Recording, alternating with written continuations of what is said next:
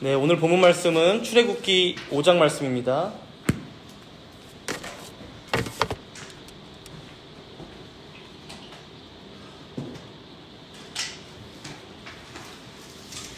더우시죠? 네. 이걸 어떻게 파괴할 수 있을까요?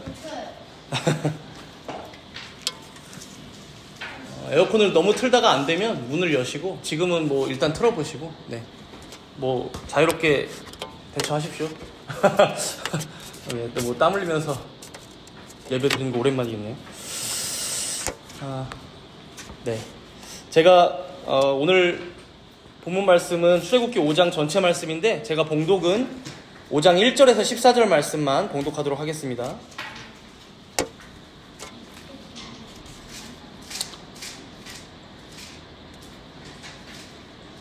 출애굽기 5장 1절에서 14절 말씀 봉독합니다. 그 후에 모세와 아론이 바론에게 가서 이르되, 이스라엘의 하나님 여호와께서 이렇게 말씀하시기를 내 백성을 보내라.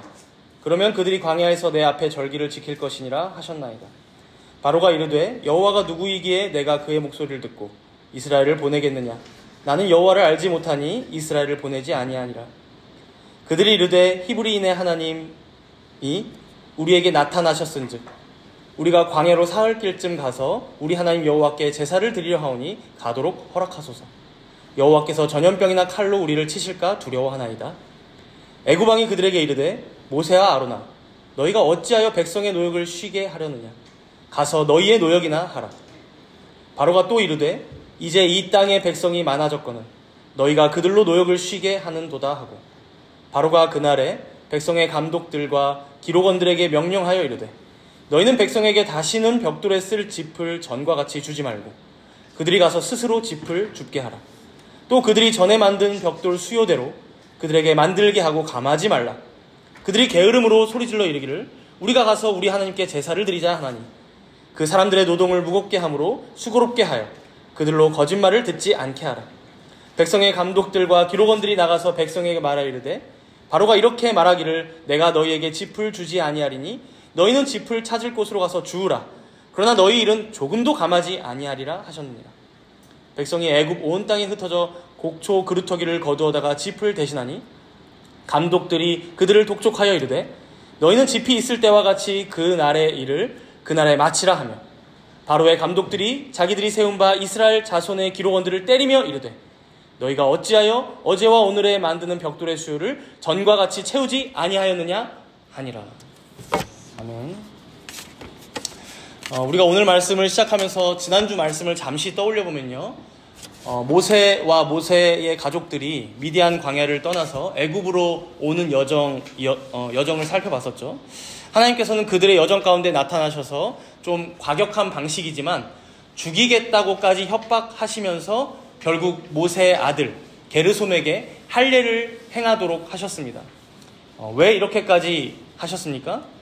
하나님께서는 죽음의 위협을 주더라도 모세와 모세의 가족 모두가 과연 나는 누구인가? 라는 이 정체성을 다시금 확고히 세우기를 원해하셨습니다. 세상의 힘을 의지하고 여러 우상들을 섬기며 살아가는 이방인들이 아닌 하나님의 약속을 몸에 새긴 언약 백성, 하나님을 주님으로 모시는 그의 백성이라는 정체성을 확고히 한 후에 출애굽의 사명을 감당케 하시고자 하셨습니다. 그래서 오늘 본문 앞에 27절 말씀을 잠깐 보세요. 출애굽기 4장 27절 말씀 잠깐 보시면, 드디어 모세가 형 아론을 만나죠. 아주 오랜만에 만났을 거예요. 하나님께서 약속하셨던 대로 형 아론을 미리 예비하고 계셨음을 우리는 봅니다. 뿐만 아니라 30절에 보시면, 이제 모세가 말을 잘 못한다고 했잖아요. 그래서 형 아론이 대신 이스라엘 백성들 앞에 서서 하나님의 말씀을 전하고, 심지어 하나님께서 모세에게 보이셨던 이적까지 형 아론이 대신 행하는 모습을 보입니다. 그러니까 전달자이지만, 말의 전달자이지만 그에게 하나님께서 이적까지 행하게 하고 계심을 우리는 볼 수 있죠. 이제 이거를 다 본 이스라엘 백성들의 반응이 어땠을까요? 우리 31절 말씀 함께 읽어볼까요? 4장 31절 말씀입니다. 백성이 믿으며 여호와께서 이스라엘 자손을 찾으시고 그들의 고난을 살피셨다 함을 듣고 머리 숙여 경배하였더라. 이스라엘 백성들의 반응을 여기서 세 가지로 우리가 요약해 볼 수 있습니다. 세 가지. 믿으며, 백성이 믿으며, 그리고 들었고, 그렇죠? 고난을 살피셨다 함을 듣고, 그리고 머리 숙여 경배하였더라. 믿고, 듣고, 경배하였더라 라고 세 가지로 이스라엘 백성들의 반응이 나오죠. 이걸 우리가 얼핏 지나가기가 쉬운데 사실 가만히 생각해보면 얼마나 감격스러운 장면입니까? 수백 년의 침묵을 깨고 하나님께서 자신의 뜻을 드러내기 시작하신 거예요. 가뜩이나 바로의 핍박과 박해로 아들을 낳아 키우기도 힘들었고, 그리고 노예로 지내면서 고역은 물론이고 너무 괴로웠었는데, 이제 이 보내신 모세와 아론을 통해 건져주신다고 하니 이들의 마음에 얼마나 그 기대감이 커졌겠습니까? 하나님의 말씀도 들었고 두 눈으로 이적도 행한 것을 보았고 믿고 듣고 경배하지 않을 수가 없었던 것이죠. 더해서 이 일을 행했던 모세와 아론도 함께 가슴이 벅찼을 것 같아요. 자신 없어 했고 도망가고 싶어 했고, 그러다가 결국 순종해서 왔더니 우리 이스라엘 백성들이 이렇게 함께 모여서 하나님께 경배하는 날이 다시 오는구나 라고 생각하면서 정말 기대감에 부풀었을 것 같아요. 그래서 오늘 본문이 이렇게 시작됩니다. 우리 5장 1절, 출애굽기 5장 1절 함께 읽겠습니다. 그 후에 모세와 아론이 바로에게 가서 이르되 이스라엘의 하나님 여호와께서 이렇게 말씀하시기를 내 백성을 보내라. 그러면 그들이 광야에서 내 앞에 절기를 지킬 것이니라 하셨나이다. 당시 큰 제국이었던 애굽의 바로 앞에 어떻게 서게 된 것인지는 몰라도 그 위압감에 얼마나 눌렸겠습니까? 이집트의 그 궁정의 위용, 바로를 보좌하고 있는 신하들과 군대 장관들의 그 위압감 얼마나 대단했겠습니까? 그런데 그 앞에 가서 모세와 아론 두 명이 딱 쫄지 않고 뭐라고 얘기해요? 광야의 촌부가 내 백성을 보내라. 그러면 그들이 광야에서 내 앞에 절기를 지킬 것이라고 우리 하나님께서 말씀하셨어 라고 얘기하죠. 지금까지의 분위기만 쭉 보면 사실 여기서 당장 이스라엘을 보내주고 잔치를 벌이고 이들이 풀려나야 맞는 게 아닐까 싶어요. 막 기대감에 부풀어서 하나님께 경배하고 담대한 마음으로 바로 앞에 서서 얘기하고 했으니까요. 그런데 여러분, 참 이제 이어지는 내용들이 우리 인생의 힘든 부분입니다. 우리가 기대한 것처럼만 인생이 흘러가지를 않아요. 신앙생활이 마냥 내가 생각한 것만큼 순탄하지가 않습니다. 오늘 본문도 마찬가지예요. 이들의 부푼 기대가 차가운 현실의 벽에 부딪혀 산산조각나는 모습을 아주 적나라하게 보여주는데요. 순식간에 이들의 기대가 실망으로 바뀝니다. 그리고 그 실망은 이내 깊은 절망으로 이어지고 있는데요. 방금 보셨지만 모세와 아론의 첫 마디는 분명히 담대합니다. 그러나 우리가 조금만 살펴보면 이게 조금은 지나친 과신 혹은 분에 넘치는 어떤 약간의 교만함이었음을 알 수 있어요. 우리가 잠깐 앞으로 넘겨서 출애굽기 3장 18절 말씀을 볼까요? 잠깐 한 장만 넘기면 나오죠? 출애굽기 3장 18절 말씀 이렇게 말씀하죠. 하나님께서 모세에게 이제 너 바로 앞에 가면 이렇게 말해? 라고 하면서 알려주시는 말인데, 그들이 내 말을 들으리니 너는 그들의 장로들과 함께 애굽 왕에게 이르기를 히브리 사람의 하나님 여호와께서 우리에게 임하셨은즉 우리가 우리 하나님 여호와께 제사를 드리려 하오니 사흘길쯤 광야로 가도록 허락하소서 하라. 지금 이 하나님께서 알려주시는 어감이 어때요? 무려 하나님께서 바로에게 이렇게 전해라고 알려주시는 말인데도 불구하고 굉장히 공손합니다. 여러분, 보통 외교가 이런 거예요. 그렇죠? 아무리 작은 나라의 왕과 협상하더라도 최대한 상대방을 존중해주고 요구할 때는 공손히 부탁하고, 그래서 지혜롭게 최대한 많은 걸 얻어내는 게 외교죠. 그렇죠? 외교의 기본이죠. 근데 다시 오늘 본문에 와서 보세요. 이제 이 말씀, 하나님께서 이렇게 전해라고 한 말씀과 비교해서 5장 1절에 모세와 아론은 뭐라고 얘기해요? 내 백성을 보내라. 그들이 광야에서 내 앞에서 절기를 지킬 것이니라. 비교해보니 어때요?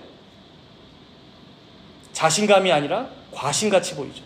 상대방을 존중하고 있는 게 아니라 너무 막대하고 있죠. 그러니까 부탁을 하라고 했는데 명령을 하고 있고, 그리고 사흘길만 갔다 올게요 해야 되는데 무제한으로 언제 돌아올지 말도 안 해요. 그냥 우리 광야로 나간다. 여러분, 우리가 상황과 환경이 다 받쳐주는 것 같고 뭔가 일이 잘 풀리는 것 같은 때에도 선줄로 알거든 넘어질까 조심해야 하는 이유가 바로 이런 것입니다. 꼭 꼭 이런 섣부른 실수를 하게 돼요. 하나님께서 말씀하신 대로 전했으면 그래도 좀 나았을 텐데 지금 거침없이 말하는 이들의 언사가 결코 좋은 결과로 이어지지 않는다는 것이죠. 자기 과신의 교만이 이렇게 무섭습니다. 결국 본문 2절에 보면 바로가 이렇게 반응하죠.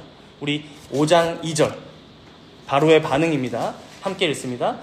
바로가 이르되 여호와가 누구이기에 내가 그의 목소리를 듣고 이스라엘을 보내겠느냐. 나는 여호와를 알지 못하니 이스라엘을 보내지 아니하리라. 바로가 뭐래요? 여호와가 누구이기에 내가 그의 목소리를 듣고 이스라엘을 보내겠느냐. 나는 여호와를 알지 못한다. 우리가 출애굽기 강해를 처음 시작하면서도 봤었죠.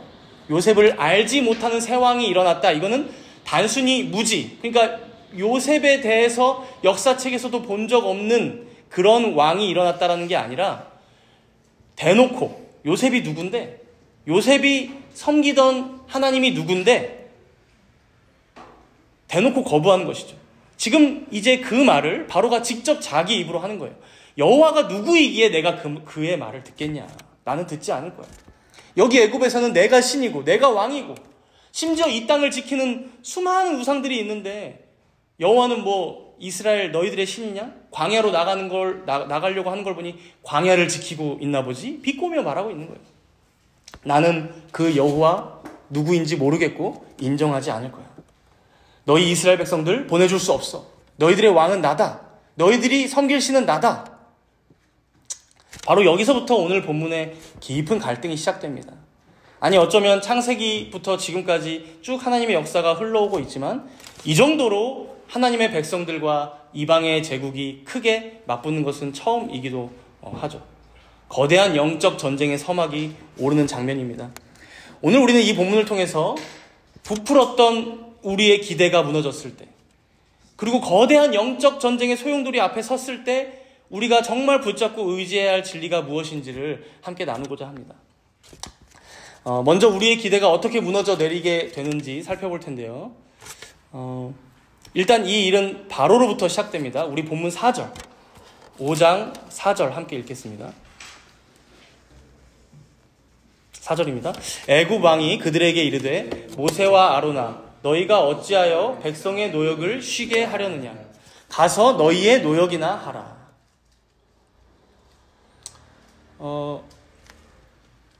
바로가 지금 뿔이 단단히 났죠. 여호와가 누군지는 난 모르겠고 이들은 노역하기에 바쁘다. 너네도 가서 우리 애굽의 노역이나 도와라. 그러면서 본문 6절에 보시면 바로가 그날에 시작합니다. 다음 날도 아니고 바로 그날에 행정명령을 내리는 거예요. 이제 여기서부터 바로가 이스라엘 백성들을 압제하는 세 가지 전략이 펼쳐집니다. 이 세 가지가 아주 기가 막혀요. 보통 세상의 독재자들, 압제자들, 더 나아가서는 공중 권세 잡은 사단 마귀가 어떻게 여러분 오늘 우리를 힘들게 만드는지 볼 수 있어요. 어떻게 신자의 영혼을 절망하게 만드는지 교묘한 전략을 발견할 수 있어요. 먼저 첫 번째 전략입니다. 소진시켜서 꿈을 빼앗는 것입니다. 소진시켜서 꿈을 빼앗는 것. 우리가 지금 어때요? 더워서 소진되고 있죠. 꿈을 꿀 수가 없어요. 딱 그 전략이에요, 여러분. 우리 본문 7절과 8절 말씀 한번 읽어볼까요? 본문 7절과 8절 함께 읽습니다. 너희는 백성에게 다시는 벽돌에 쓸 짚을 전과 같이 주지 말고 그들이 가서 스스로 짚을 줍게 하라. 또 그들이 전에 만든 벽돌 수요대로 그들에게 만들게 하고 감하지 말라. 그들이 게으름으로 소리질러 이르기를 우리가 가서 우리 하나님께 제사를 드리자 하나니. 이게 얼마나 악랄한 명령이냐면요. 이스라엘 백성들은 벽돌을 항상 매일 만들어야 할 할달량이 있었는데 여기서 짚은 여러분 진흙들이 이미 지금 거의 이스라엘 백성들이에요. 표정이 짚을 그 사이에 두고 진흙들이 엉기게 해서 이 벽돌을 단단하게 만드는데 짚을 썼어요. 근데 이 짚을 예전에는 제공해 줬었는데 여러분들 여기 말씀 한번 보세요.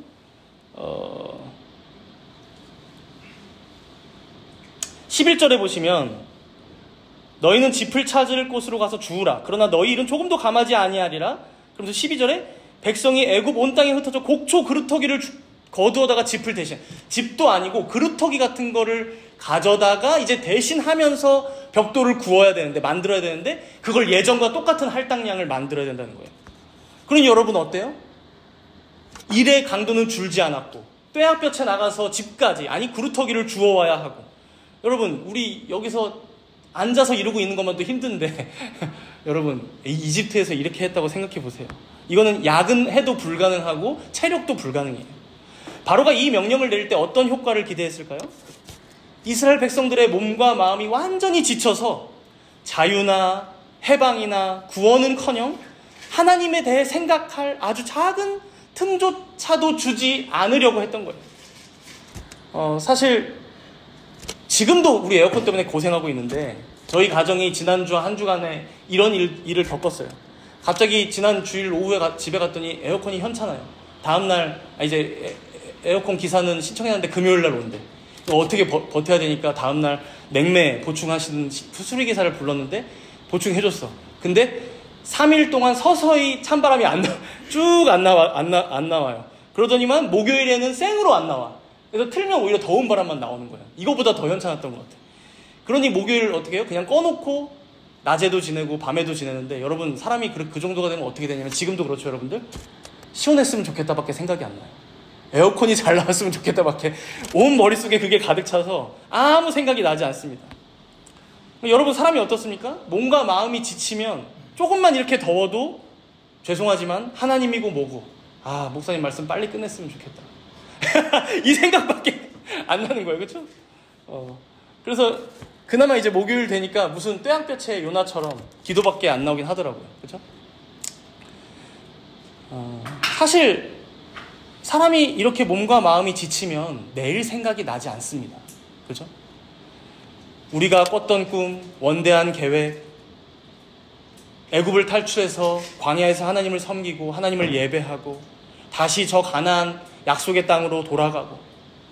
여러분 지금 더워서 죽겠는데 그게 생각이 납니까? 육체에 매여 사는 인간의 가장 취약한 점 중에 하나입니다. 사랑하는 여러분, 오늘날 사탄이 우리를 공격하는 방식도 동일합니다. 오늘 에어컨이 나오지 않는 것은 여러 가지 사탄의 시험 중에 하나예요. 사실은 우리를 너무 정신없게 만들죠. 끝없는 세상에서의 경쟁, 직장에서의 과도한 업무, 쉴 틈 없는 일정, 날씨가 더운 것까지, 추운 것까지, 자극적인 여러 볼거리들을 우리 눈앞에 두는 것까지, 끊임없이 우리가 가진 에너지를 빼놓고 시간과 체력을 빼앗아갑니다. 그렇게 우리의 영혼이 완전히 소진되고 나면 그때 가서 하나님 해봤자 이제 침대에서 눈 감고 자는 것 외에 할 수 있는 게 없어지는 거죠. 사랑하는 여러분, 혹시 세상살이에 너무 지쳐서 하나님을 완전히 우리가 잊고 살아가고 있진 않은지 돌아보셔야 합니다.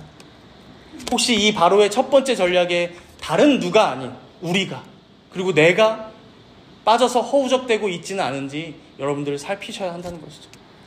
이제 바로의 두 번째 전략은 분열시켜서 서로를 원망하게 만드는 것입니다. 분열시켜서 서로를 원망하게 만드는 것.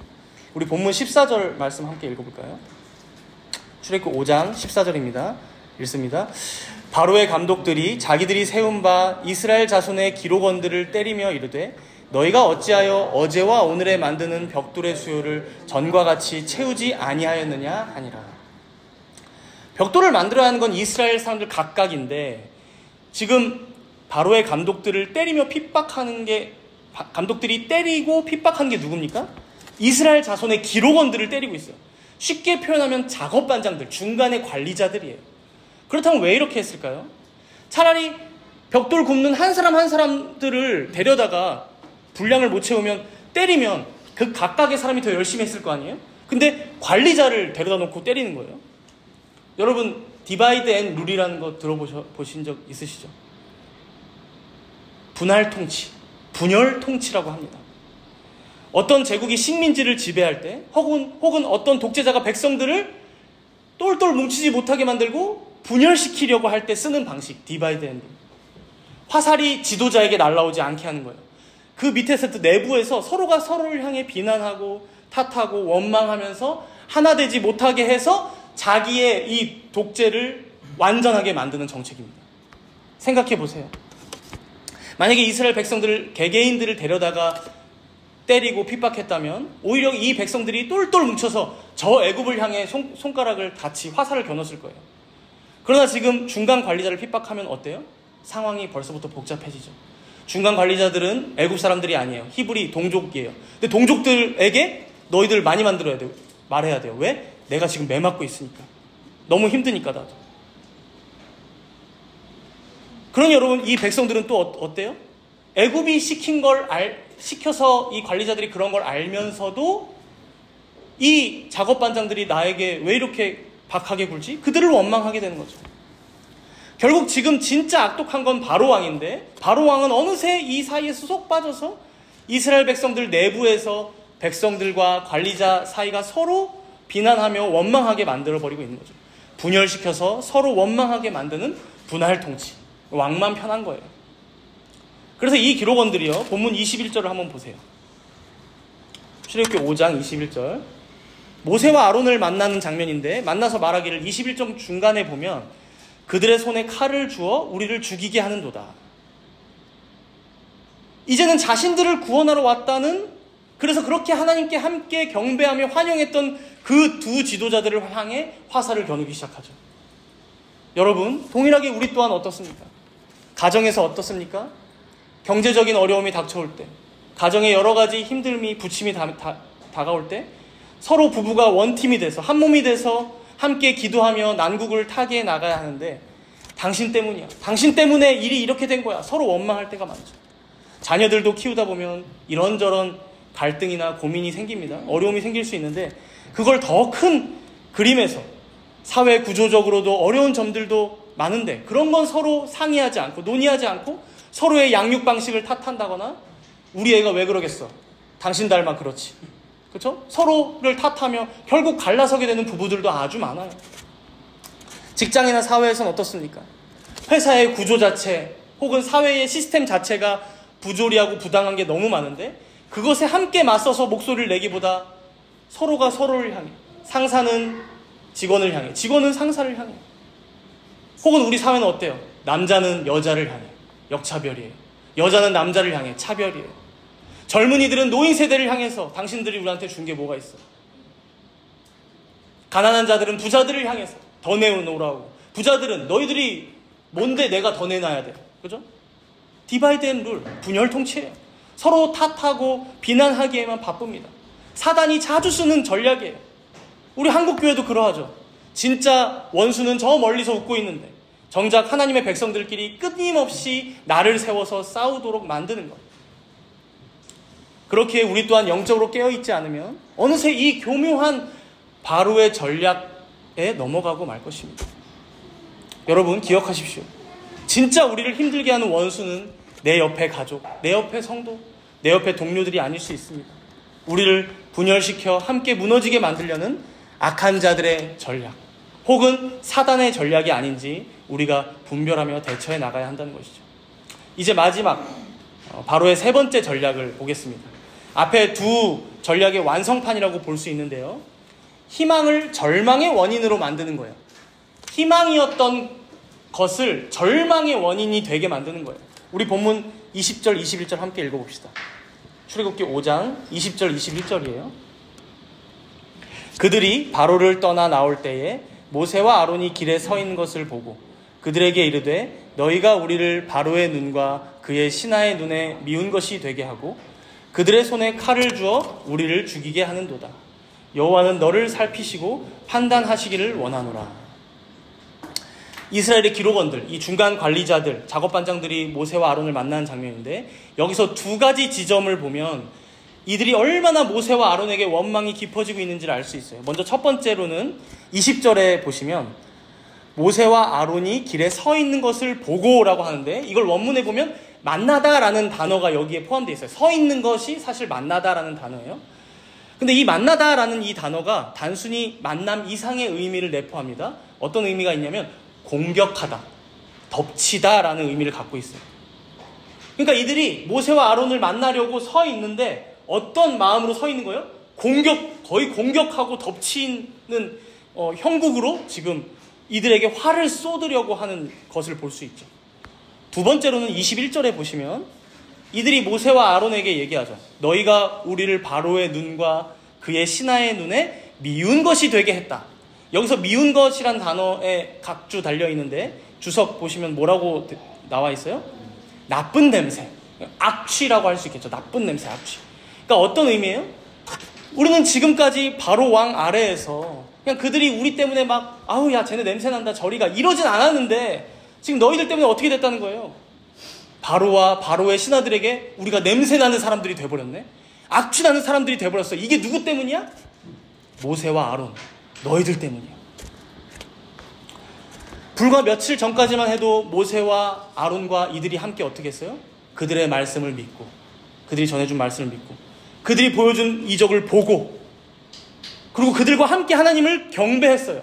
그들은 자신들을 구원할 수 있다는 희망의 상징으로 그들을 환영했어요. 그런데 어때요 지금? 그 희망의 상징이 고통의 원인, 죽음의 사자로 돌변해버렸죠. 희망이 오히려 독이 되어버린 거예요. 오늘 바로가 노린 최후의 목표가 바로 이것입니다. 이스라엘 백성들이 스스로 이렇게 생각하게 만드는 거죠. 차라리 저들이 오지 않았더라면 내가 이 고생까지는 안 했을 텐데, 하나님의 약속, 구원 다 필요 없고 그냥 내가 예전처럼만이라도 살았으면 좋았을 텐데. 결국 자유를 포기하는 것을 넘어서 하나님의 구원을 불신하게 만들고 구원자인 모세와 아론까지 원망하게 만드는 것, 이것이 영혼을 파괴하는 압제의 마지막 전략, 마지막 단계라는 것이죠. 사랑하는 여러분, 우리 신앙의 여정에서 가장 위험한 순간이 바로 이때입니다. 우리도 어떤 때는 예수님 믿고 은혜 받으면서 주님 말씀 따라 주님 뜻대로 살기로 결단도 하고 애도 써본 적이 있어요. 여러분들 혹시 기억나세요? 저 어렸을 때는 에어컨이 잘 없었어요. 제가 생각해보면 학교에 에어컨이 없어서 그때 선풍기 막 5대 6대 돌렸던 기억도 나요. 그래서 교회 수련회 같은 것도 가면 거기에 에어컨이 있냐 없냐도 생각해봤던 것 같고, 에어컨 없는 곳에서 수련회도 했었어요. 은혜가 있었을 시절이어서 그랬을까요? 그때는 그걸 견뎠어요. 지금은 어때요? 에어컨이 조금만 없으면 내가 오늘 교회 왜 나왔을까? 내가 오늘 예배를 왜 드리러 나왔을까? 혹은 뭐 내가 예수님 믿는다고 해서 괜히 왜 인생에 이런 고생까지 해야 할까? 하나님 말씀대로 살려고 하면 맨날 손해만 보는데, 내가 그리스도인이라고 좋은 게 하나도 없는데 결국 어떤 생각까지 듭니까? 오늘 본문의 이 관리원들과 비슷해요. 나를 구원하러 이 땅에 오신 예수님을 외면할 뿐만 아니라, 외면 정도는 소극적이죠. 주님, 저 이렇게 힘들게 인생 살게 하려고 이 땅에 오셨나요? 뭐하러 날 구원한다고 하셔서 이렇게 내 인생 다른 거 그냥 먹고 살기도 힘든데 이렇게 힘들게 예배드리고 신앙생활 하게까지 만드시나요? 이런 원망까지 나오는 것이죠. 분명히 주님은 지금도 우리의 유일한 소망이요 희망이신데 내 마음, 내 실상은 어떻습니까? 그분은 나에게 별로 득이 되지 않으시는 분. 그분은 별로 나에게 큰 이익을 가져다 주시지 않는 분. 절대로 나에게 소망이나 희망은 주지 않으시는 분. 혹시 여러분의 마음은 어떠하십니까? 우리의 소망 되신 주님을 떠올리며 아니야, 주님은 나에게 항상 실망만을 안겨주셨어 라고 하진 않으십니까? 여러분의 신앙생활을 자주 하며 자괴감 가운데 살아가진 않으십니까? 결국 오늘 바로의 이 3가지 전략, 우리의 에너지를 소진시키고 내부에서 분열시키고 결국에는 우리의 희망과 꿈을 꺾어버리는 이 사단의 간교한 시험과 핍박 앞에 이스라엘 백성들은 속수무책으로 무너져 내렸던 것입니다. 본문 15절을 보시면, 5장 15절을 보시면 이런 모습이 적나라하게 이렇게 그려져요. 우리 5장 15절 함께 읽습니다. 이스라엘 자손의 기록원들이 가서 바로에게 호소하여 이르되 왕은 어찌하여 당신의 종들에게 이같이 하시나이까? 이 장면은 출애굽기 5장 전체에서 가장 비극적이고 마음 아픈 장면 중 하나입니다. 이들이 호소를 하긴 하는데, 자신들의 어려움을 호소하긴 하는데 누구에게 합니까? 바로에게 가서 호소했다고 합니다.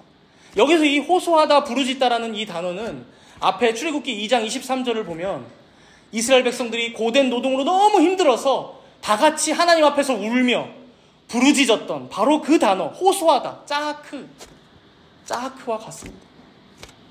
즉 하나님을 향했던 그 간절한 구원의 부르짖음, 이 짜크가 이제는 누구에게 향하고 있어요?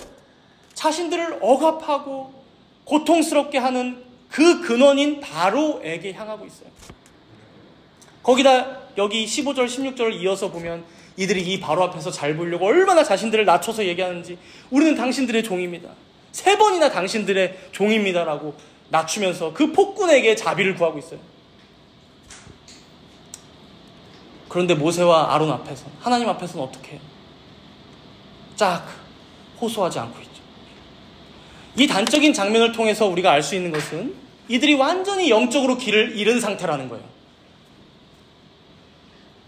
자신의 인생이 너무 괴로운데 하나님 앞에는 한순간도 나아가지 않는 거예요.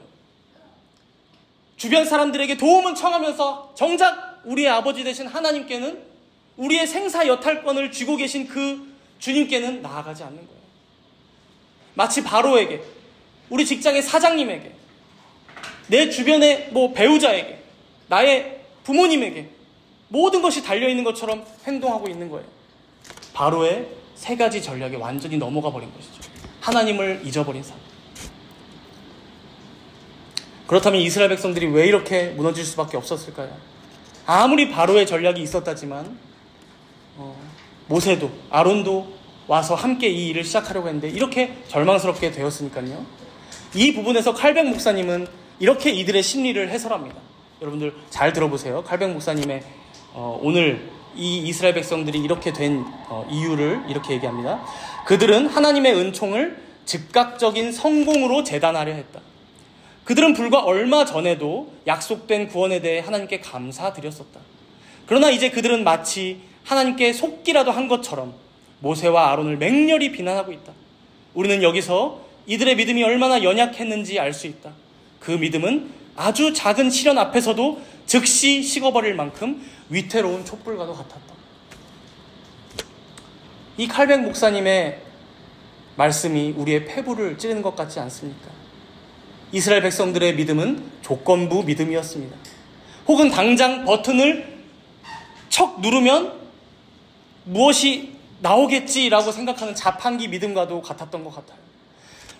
우리가 같이 모여서 하나님 말씀 믿고 듣고 경배했는데 이러한 믿음의 버튼을 딱 눌렀으면 바로 결과물이 나와야지. 아니, 엉뚱한 고난이 우리에게 주어지네? 시련이 찾아오네? 내 생각대로 내 기대대로 되지 않자 이들의 경배는 곧 원망으로, 감사가 저주로 바뀌어버렸던 거예요. 안타깝지만 이들의 믿음의 기초가 하나님의 신실하신 성품, 하나님의 영원하신 약속이 아닌 자신의 만족과 자신의 성공이라는 모래 위에 세워져 있음을 우리는 여기서 확인하게 되는 것입니다. 사랑하는 여러분, 우리도 오늘 말씀 앞에 우리 자신을 되돌아보면 좋겠습니다. 나의 믿음은 어떠합니까? 혹시 우리도 과정 없는 결과를, 십자가 없는 부활을 기대하지는 않습니까? 내가 이만큼 기도했으니, 이만큼 헌신하고 헌금하고 봉사했으니, 이렇게 내가 예배 잘 참석하고 교회 섬기고 있으면 주님이 내 문제를 좀 즉각적으로 해결해 주시고 복을 주셔야 하는 거 아닐까? 이런 조건부 믿음으로 주님을 섬기고 계시진 않으십니까? 그러나 여러분, 하나님의 생각과 우리의 생각, 하나님의 시간표와 우리의 시간표는 너무 다릅니다. 우리의 조급함, 우리의 자판기 신앙 때문에 하나님의 더 크시고 위대한 역사를 보지 못할 때가 많다는 것이죠. 우리는 여기서 비록 완전하지는 못할지라도 무너져 내린 이스라엘 백성들과는 대조적으로 하나님께 나아가 기도하고 있는 모세의 모습을 보게 됩니다. 우리 오늘 본문 마지막 두 구절입니다. 출애굽기 5장 22절 23절입니다. 함께 읽습니다. 모세가 여호와께 돌아와서 아뢰되 주여 어찌하여 이 백성이 학대를 당하게 하셨나이까? 어찌하여 나를 보내셨나이까? 내가 바로에게 들어가서 주의 이름을 말한 후로부터 그가 이 백성을 더 학대하며 주께서도 주의 백성을 구원하지 아니하시나이다. 앞에서 우리가 이스라엘 기록원들, 이 관리자들이 바로에게 나가서 호소하는, 짜크하는 모습을 보았죠. 그에 반해 지금 모세는 어떠합니까? 물론 자신도 기대가 컸었는데 그게 다 허물어지는 것 같고 마음에 실망을 가득히 안고 돌아왔을지 모르지만 어디로 돌아오고 있어요? 22절 앞부분에 뭐라고 얘기해요? 모세가 여호와께 돌아와서 아뢰되. 비록 그가 돌아와서 말하는 내용을 들으면 불평이에요. 주여 어찌하여 이 백성이 학대당하게 하시나요? 이럴 거면 어찌하여 나를 여기로 보내셨습니까? 그럼에도 여러분, 여기서 우리는 이스라엘 백성들과 모세와의 작지만 현격한 차이점 하나를 발견할 수 있습니다. 무엇일까요? 이스라엘 백성들도 원망했고 모세도 원망하고 불평하고 똑같지만 이스라엘 백성들은 하나님에 대하여 불평했습니다. 하나님에 대하여. 그러니까 하나님께 나아가서 불평한 게 아니라 주변 사람들에게 가서 하나님은 왜 이렇게 우리에게 고난을 주시는 거야? 왜 이 상황을 빨리 개선시켜 주시지 않은 걸까요? 여러분들이 저한테 가장 많이 묻는 게 뭘까요? 성도님들이 목사님 왜 이렇게 인생이 괴로울까요? 왜 이렇게 제 지금 사업이 풀리지 않을까요? 왜 제가 직장에서 이런 저를 힘들게 하는 상사를 만났을까요? 그런데 하나님께 나아가진 않아요. 목사에게 나아가서 물어봐요. 저도 잘 답을 모르거든요, 솔직히. 그죠? 끊임없이 주변 사람들에게만 가서 바로에게 가서 호소하고 모세와 아론을 찾아가서 공격하다시피 원망하고 저주하고. 그러나 여러분, 모세는 어떠합니까? 하나님께 직접 나아가서 불평합니다. 즉 하나님에 대하여 불평하는 것과 하나님께 직접 자신의 불평을 말씀드리는 것의 차이. 이 차이는 하늘과 땅 차이입니다. 사랑하는 여러분, 우리는 하나님의 자녀요 그의 소유된 백성입니다. 그는 우리의 아버지이시오 우리는 그의 아들이며 딸입니다. 그렇다면 여러분, 우리가 고통스럽고 괴롭고 힘들 때 우리가 부르짖고 호소할 대상은 누구십니까? 비록 오늘 모세가 그 하나님 앞에 나아가 불평을 하더라도 바로 앞에 가서 호소할 일은 아니었다는 거예요. 내 직장 사장님 붙잡고 얘기한 것도 한계가 있고 내 부모님께 말하는 것도 내 배우자가 채워주는 것도 다 한계가 있습니다. 주권은 그에게 있지 않아요. 생사화복은 그에게 달려있지 않아요. 그렇다면 차라리 우리의 불평과 원망을 누구에게 가서 쏟아 놓아야 하겠습니까? 오늘 모세는 굉장히 솔직하고 정직하게 기도합니다. 마지막 23절을 한번 보세요.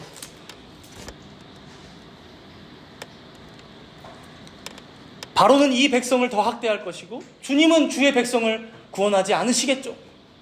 여러분, 이게 기도입니까? 화를 더 내는 겁니까? 당신은 구원하지 않으시겠죠. 그죠? 그럼에도 모세는 하나님 앞에 가서 고꾸라져 있습니다. 여러분, 성경은 이러한 신자의 행동을 단순히 불신앙이라고 규정하지 않습니다. 시편의 수많은 기자들이 그러했던 것처럼 하나님 앞에서 탄식하며 울고 때로는 슬퍼하며 원망하고 불평하더라도 이것이야말로 아버지이신 하나님과의 깊은 신뢰 관계 속에서만 가능한 정직한 기도임을 시편 전체가 우리에게 가르칩니다. 하나님께서는 우리의 경건한 척하는 위선이 아닌 상처를 입었더라도 때로는 믿음이 다 떨어진 것만 같은 때에도 솔직하게 정직하게 주님 앞에 나와 부르짖기를, 그래서 우리가 다른 데가 아닌 아버지이신 그에게 가서 호소하기를 기뻐하십니다. 바로 오늘 모세가 엎드러진 자리가 우리가 다시 일어설 수 있는 유일한 소망의 자리임을 여러분들 꼭 기억하시기 바랍니다. 모세가 어찌하여 저를 이 자리로 보내셨나요? 왜 이 백성들은 지금도 학대를 당해야만 합니까? 여러분, 이 질문에 답할 수 있는 것은 바로도 아닌 애굽의 신하들도 아닌 오직 하나님뿐이셨습니다. 이 모든 상황을 해결하실 수 있는 분도, 그리고 이 모든 고통의 의미를 아시고 결국에는 이스라엘 백성들, 우리를 향한 계획이 있으신 분도 다 하나님이시기에 모세의 이런 화를 내는 것과 같은 기도야말로 그 대상을 바르게 찾은 기도라는 것입니다. 사랑하는 성도 여러분, 우리의 인생 여정에도 집 없는 벽돌을 만들어야 할 것 같은 불가능한 순간들이 찾아옵니다.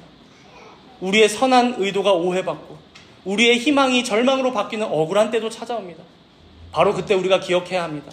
세상의 바로와 같은, 혹은 나에게 모세와 아론과 같은 자들을 찾아서 내 주변인들을 탓하고 상황과 환경을 탓하며 지낼 것인지, 아니면 이 모든 상황을 이미 아시고 주관하사 다스리시는 하나님께로 나아가 호소하며 질문하고 묻고 불평할 때 하더라도 그 앞에 설 것인지. 바라기는 오늘 마지막으로 모세가 보여준 이 신앙의 태도가 우리 정다문교회 모든 성도님들의 태도가 되기를 소원합니다. 우리의 힘으로 이해할 수 없고 감당하기 힘든 문제들 앞에서 계속 주변만 탓하기보다 정직하게 하나님 앞에 무릎을 꿇고 다른 곳이 아닌 하나님의 보좌 앞에 눈물을 쏟으며 나아가시는 여러분들 모두가 되시기를 소망합니다. 함께 기도하겠습니다. 주님, 오늘 말씀을 통해 우리의 연약한 믿음을 봅니다. 이스라엘 백성들처럼 하나님의 은혜를 즉각적인 성공으로만 판단하려 했던 우리의 조급함을 회개합니다. 우리의 기대가 무너졌을 때, 고통의 진짜 원인은 잊은 채 세상의 바로에게 달려가 해결책을 구하고 가장 가까운 사람들을 탓하며 원망했던 저희의 어리석음과 패역함을 용서하여 주시옵소서. 주님, 이제는 우리가 모세처럼 기도하기를 소원합니다. 꾸며낸 경건의 언어들이 아니라 상처 입고 지쳤던 이 마음 그대로 주님 앞에 나아가 정직하고 솔직하게 부르짖는 그 믿음과 용기를 허락하여 주옵소서. 이 시간 각자의 마음속에 있는 무거운 짐들, 그리고 풀리지 않는 답답한 문제들을 주님 앞에 정직하게 아뢰며 잠시 조용히 함께 간절히 기도하도록 하겠습니다. 주님, 어렵습니다. 우리의 상황과 아시는 분도 주님이시고 이후의 모든 일들을 계획하시고 인도하시는 주님이신 줄 믿습니다.